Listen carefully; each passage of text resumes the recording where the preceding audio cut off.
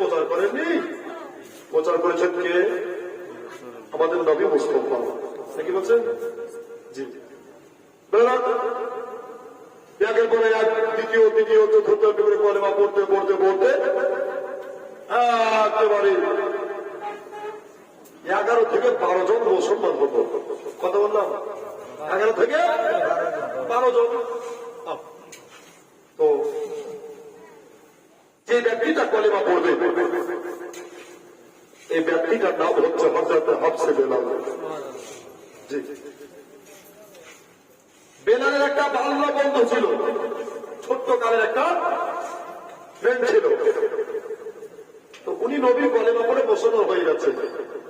আর নবী পবিত্র জবানে বলছেন, মান কানা লা ইলাহা ইল্লাল্লাহ ওয়া ফালাল জান্নাহ, যারা এই কলেমা মহব্বতে পড়বে তারা নির্ঘাত জান্নাতে হবে। দোস্ত বলছেন, তাই তো আমি কলেমা পড়েছি, আর বেলাল যদি কলেমা না পড়ে তো আমি জান্নাতে যাবো একা? এটা হতে পারে না। অবস্থায় আপনার হযরত আলকামা করলেন কি, একেবারে ঘোড়া তৈরি করে হযরত হাফসে বেলালের কাছে পৌঁছে চলে যাচ্ছেন। ধরে বলুন সবাই হযরত আলকামা নবী সাহাবী মনে বড় আশা নিয়ে বাসনা নিয়ে একবার দুবার করে এগিয়ে চলে যাচ্ছে। ঘোড়ার লাগামে টান দিল, ঘোড়া চলে যায় চলে যায়, যেতে যেতে এক জায়গা, ওই জায়গাটার নাম হলো উমাইয়ার বাড়ি। ওই জায়গাটার নাম হলো উমাইয়ার বাড়ি। উমাইয়ার বাড়ি বের দরজায় যেন হাজির হয়ে গেছে, বের দরজায় যেন উপস্থিত বের হয়ে গেছে। আলকামা বলতেছেন, আল্লাহ আমি কেমন করে নবী সাহাবী আমি একটা বেধর্মের বাড়িতে যাব, তবে আমাকে না গেলে হবে না, আমাকে এখনই যেতে হবে।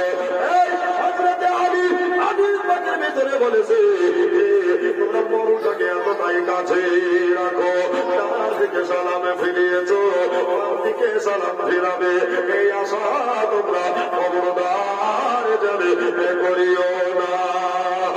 বরং যে কার কখন চলে আসবে আমরা কেউ বলতে পারিনি আর পারবো না। ও বাপজিরা, বলে আমার মা খালা বোনেরা, শুনবেন। এবার বাবা হযরত আলকামা উটের উপর থেকে নেমে গিয়া, উটের উপর থেকে নেমে গিয়া এক হাত পার করে বেলালের কাছে যেন পৌঁছে গেলে, বেলালের কাছে পৌঁছে গেলে। পিছন থেকে বলছে বেলাল, একেবারে থমকে গেছে। জোরে বলে সুবহানাল্লাহ।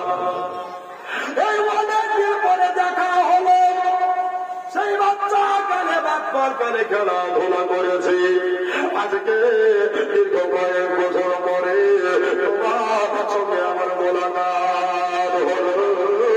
ও বেলাল, তুমি বলো এই টাকাতে তোমার ডিউটি কয় ঘন্টা করতে হয়? বেলাল বলে আমাকে 24 ঘন্টায় মেহনত করতে হয়। এই যে দুটা হাত, এই দুটা হাতে টাকায় 10টা লোকের কাজ সামলাতে হয়। একবার ধরে বলে দেব সুবহানাল্লাহ। কাজে করবে কোনদিন ত্রুটি রাখে না, কাজে করবে কোনদিন আপনার কমতে রাখে না। তোমাকে একটা কথা বলার জন্য, তোমাকে একটা আমি কার্য করার জন্য এই টাকাতে এত দূরে ছুটে আসে না।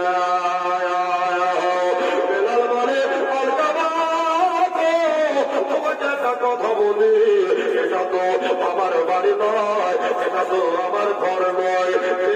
তোমাকে মেহমানের মেজবানি করবো, তোমাকে অতিথি আপ্যায়ন করবো। আমার মনে